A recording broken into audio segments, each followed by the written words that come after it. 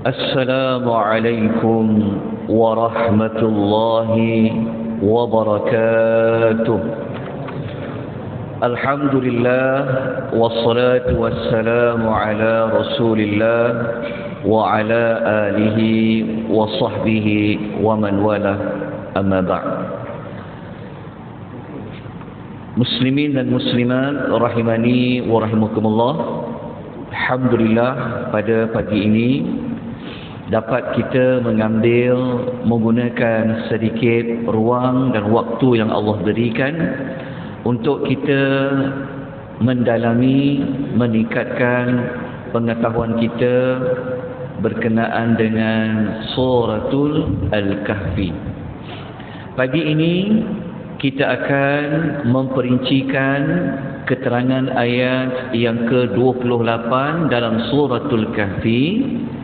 Bagi sesiapa yang memiliki nota secara bercetak, boleh rujuk muka surat 193, 192 dan muka surat nombor 193, ataupun boleh lihat di skrin TV di hadapan tuan-tuan dan puan-puan. Ayat 28 ini Allah Subhanahu wa taala tujukan kepada Nabi sallallahu alaihi wasallam. Apabila Allah menunjukkan ayat ini kepada Nabi, ia juga sebenarnya Allah tujukan kepada kita umat Nabi sallallahu alaihi wasallam. Ayat 28 ini Allah berpesan kepada Nabi sallallahu alaihi wasallam, a'udzu billahi minasyaitonir rajim, wasbir nafsaka ma'al ladzina yad'una rabbahum bil ghadati wal 'ashiyyi yuriduna wajhah. Pesanan Allah yang pertama kepada baginda sallallahu alaihi wasallam supaya Nabi ini dia kena bersabar. Maksudnya Nabi ini kena iltizam. Nabi ini kena bersungguh-sungguh untuk berkawan, bersahabat bersama dengan manusia, yang manusia ini golongan yang beribadat kepada Allah, yang berdoa, yang berzikir kepada Allah pada waktu pagi dan pada waktu petang. Mereka yang beribadat kepada Allah pagi dan petang ini, Allah mengatakan mereka itu semata-mata lakukan ibadat itu kerana mencari redha Allah Subhanahu wa taala. Jadi kalau kita baca terjemahan ayat, kita faham ayat ni pun sebenarnya Allah sampaikan kepada kita supaya pilih, kalau kita nak bersahabat, maka kita carilah sahabat-sahabat yang seperti mana ayat ini. Nanti kita akan bincang dekat teladan. Untuk memahami ayat ini, kita kena lihat terlebih dahulu peristiwa apa sebenarnya yang telah berlaku sehingga Allah pesan macam tu.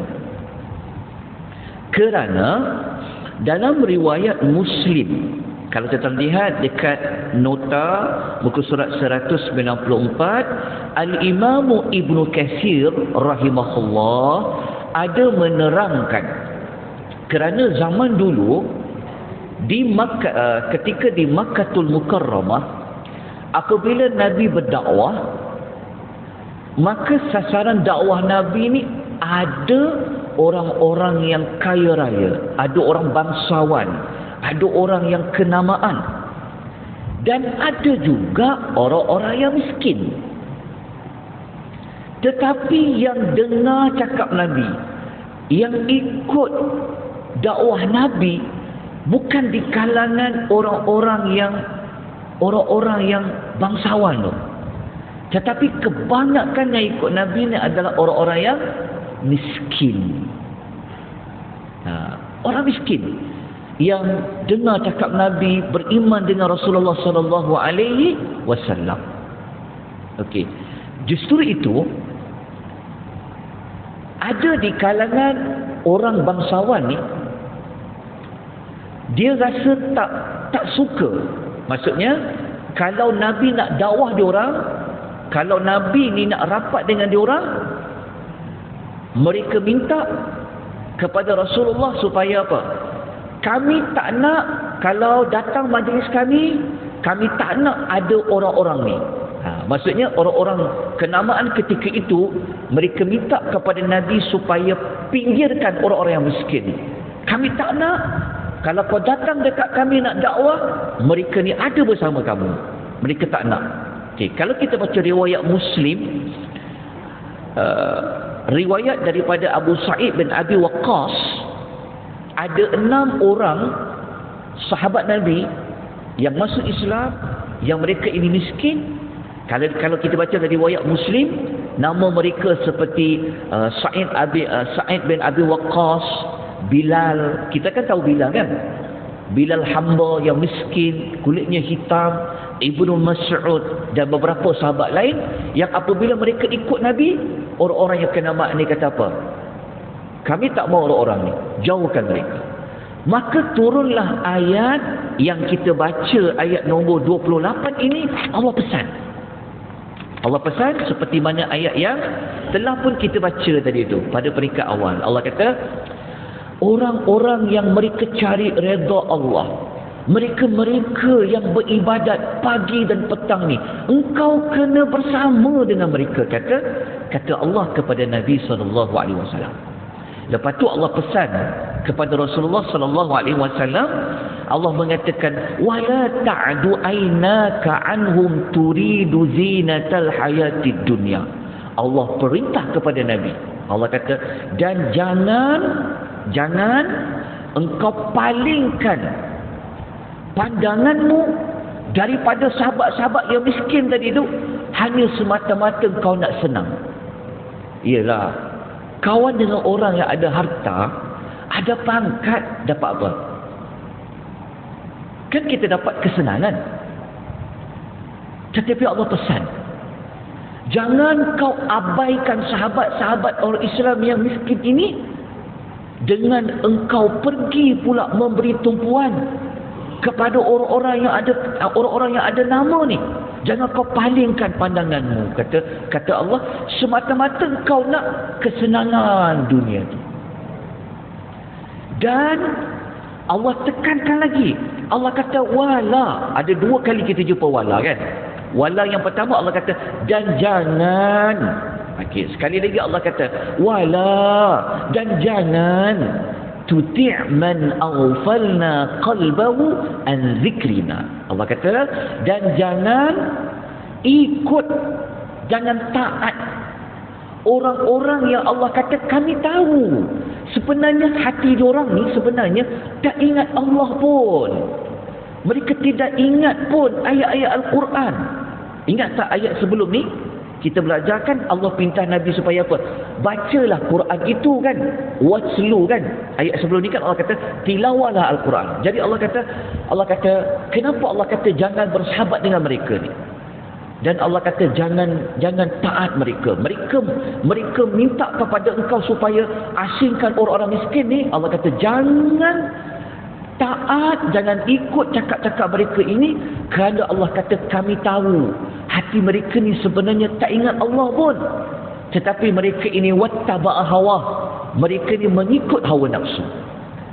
Okey, kenapa ikut hawa nafsu? Sebab kalau tak ingat Allah, tak ikut wahyu, ikut apa lagi? Maka mereka ikut hawa nafsu. Lepas tu Allah Ta'ala kata wa kana amruhu furuta. Allah kata perangai mereka ni yang lalai ingatkan pesanan dari Allah melalui Al-Quran, mereka yang ikut hawa nafsu ni, kata Allah, mereka ini sebenarnya termasuk dalam kumpulan yang melampaui batas. So ayat ni mudah dia faham, tetapi walaupun satu ayat dia memberikan kita banyak teladan. Okey, apa teladan dia? Okey, kita lihat kepada tindakan selepas tadabbur. Ataupun dalam erti kata lain, apa action plan dia? Kita apabila baca satu ayat, betul, kita dah faham. Tapi lepas baca ayat dah faham, apa kita perlu berubah? Macam tu. Apa mesej yang Allah sampaikan tu yang perlu kita ambil tindakan? Itulah Al-Quran. Tiap-tiap pagi kita dengar satu ayat, kita dapat, oh daripada ayat ni, oh kena buat ini, kena ubah ini, kena tambah baik ini. Itulah Al-Quran. Jadi apa tindakan yang kita perlu ambil setelah kita faham ayat nombor 28 tadi? Tindakan yang pertama adalah kita kena ikut pesanan Allah tadi, bersamalah dengan orang-orang yang selalu ingat Allah. Dan kita kena jauhkan orang-orang yang lalai dari ingat Allah. Lalai ni dipanggil ghaflah. Lalai ni satu penyakit yang sangat berat. Ingat Allah, lawannya lupa Allah. Lupa Allah tu dia panggil ghaflah, lalai. Sebab kalau kita bersama dengan orang yang ingat Allah, maka kita pun akan dapat kebaikannya. Kerjanya, kalau waktu salat, dia ajak kita, ke mana ni? Ke masjid. Kita pun ke masjid kita. Buat apa pagi ni? Oh, pagi ni nak baca Quran. Baca Quran kita. Okey. Tindakan yang pertama ni, tuan-tuan kena kembali mengingati dalil hadis yang kita pernah bincang pada ayat nombor 18 dulu. Kita pernah bincang dulu ayat nombor 18 pada halaman muka surat 128 dengan 29. Kita pernah nukilkan satu hadis panjang. Ingat tak hadis yang malaikat terbang, dia cari mana majlis zikir, kemudian dia duduk, lepas tu kan, lepas malaikat naik ke langit tu, kan Allah Ta'ala kata, aku nak ampunkan mereka tu, aku nak tunaikan mereka minta apa, aku nak jauhkan mereka daripada apa mereka minta lindung. Tiba-tiba kan ada malaikat kata, dalam ramai-ramai dia orang ni, kata malaikat, ada seorang ni dia macam, dia tak join pun program tu, tapi mungkin dia duduk lepak-lepak ke, kan tak ada nak buat apa, dia pun duduk. Allah Ta'ala kata apa? Dengan dia ni sekali diberikan pengampunan. Menunjukkan apa? Itu dipanggil kelebihan berkumpul dalam bersama dengan orang-orang yang salih. Ini nombor satu. Yang kedua, dalam cerita ayat tadi tu, kenapa Allah minta kepada Nabi supaya kekal iltizam bersahabat dengan orang-orang yang selalu ingat Allah pagi dan petang, dan mereka cari redha Allah? Memberi makna kepada kita, kita pun dalam hidup buatlah apa pun mesti mencari apa? Yuriduna wajha, iaitu mencari redha Allah Subhanahu wa ta'ala. Ya, buat apa-apa pun cari redha Allah. Yang ketiga, tindakan yang perlu kita ambil adalah sentiasa mengingati Allah pada waktu pagi dan pada waktu petang. Orang Arab dulu, kalau dia nak kata ingat Allah 24 jam, dia guna istilah pagi dan petang. Bukan bermaksud pagi je, tengah hari tu lupa Tuhan. Tak.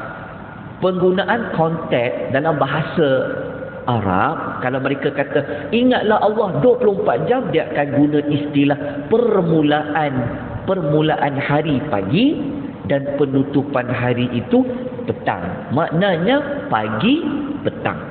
Maknanya selalu kita ingat kepada Allah Subhanahu wa ta'ala. Ingat Allah ada banyak cara.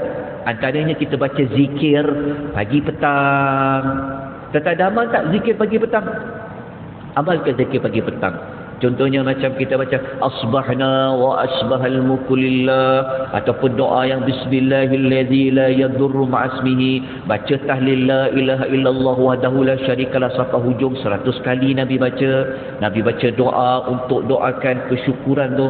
Lepas tu doa tasbih Juwairiyah, subhanallah wa bihamdihi adada khalqihi. Itu kena baca. Kalau boleh waktu pagi lepas baca Quran ada satu zikir yang dibaca. Boleh cari zikir tu dalam biasa dengar al-ma'thurat tak? Al-ma'thurat tu ada, ataupun cari kitab Hisnul Muslim, ataupun kalau ada kitab Al-Azkar Al-Imam An-Nawawi, tengok Nabi kalau waktu pagi Nabi baca zikir apa? Ada banyak Nabi baca. Kalau petang guna zikir pagi tu cuma tukar ayat dia. Itu antara dia lah. Ingat pada Allah pagi dan petang. Kenapa kita kena selalu ingat pada Allah pagi dan petang?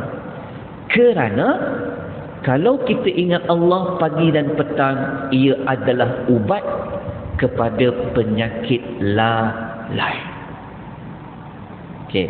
Kemudian tindakan yang keempat, kalau kita nak berzikir tu, sebaik-baiknya jangan, kalau boleh hati berzikir tu dibawa sekali dengan lidah.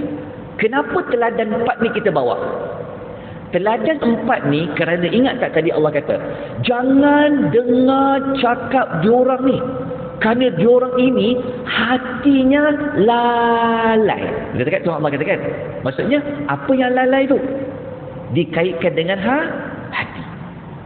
Menunjukkan bahawasanya kalau kita berzikir, kalau boleh bawa sekali mulut sebut, hati ikut sekali. Dia kalau kita belajar dalam bab zikir, kalau buka kitab Al-Azkar Al-Imam An-Nawawi, zikir ni level yang paling terbaik. Lidah gerakkan, sebut, tapi hatinya faham. Contohnya kita kata subhanallah, maha suci Allah. Hati dia tu faham, masuk sekali bawah.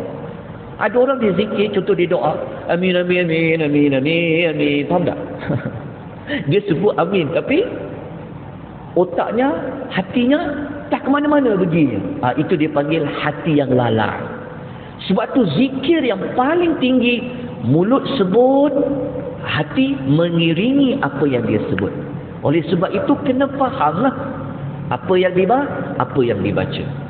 Lepas tu barulah zikir yang hanya hati saja. Mulut dia tak cakap apa-apa, tapi hati dia macam bergerak. Hati dia bergerak. Dan yang paling rendah sekali kata Imam An-Nawawi, mulut saja. Subhanallah, subhanallah, subhanallah.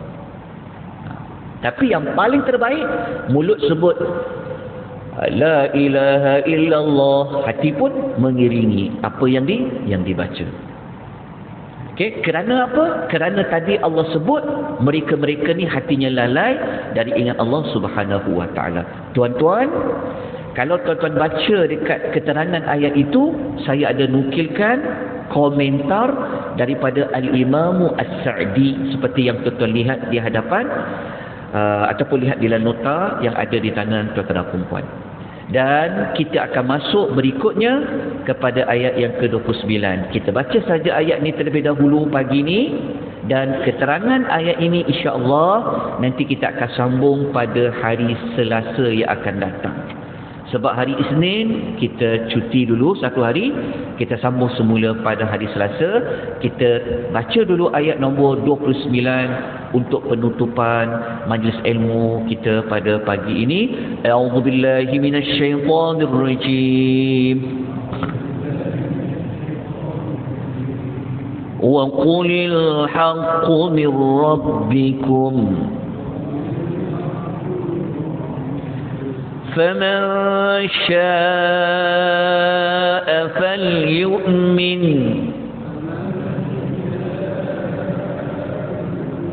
ومن شاء فليكفر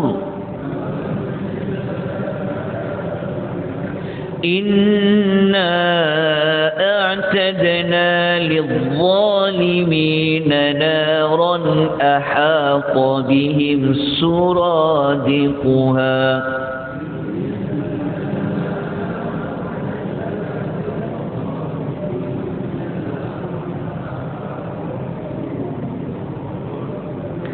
وإن يستغيثوا يغاثوا بماء كالمهل يشوي الوجوه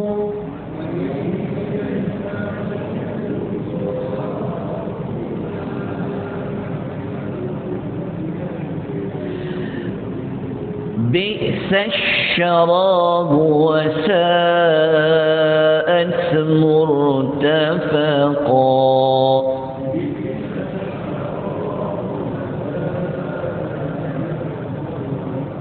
Sadaqallahul Azim. So ayat nombor 29 ni insya-Allah nanti kita akan perincikan pada minggu hadapan insya-Allah pada hari Selasa. Baca terlebih dahulu keterangan ayat untuk kita sama-sama memudahkan pengisian kita yang akan datang. Kita tutup pengisian kita pada pagi ini dengan membaca tasbih kafarah. Subhanakallahumma wa bihamdika asyhadu an la ilaha illa anta astaghfiruka wa atubu ilaik. Selamat menunaikan ibadat Qurban. Selamat Hari Raya Aidil Adha. Aqulu qouli hadza wa astaghfirullahal azim wa billahi taufiq wal hidayah. Wassalamu alaikum warahmatullahi wabarakatuh.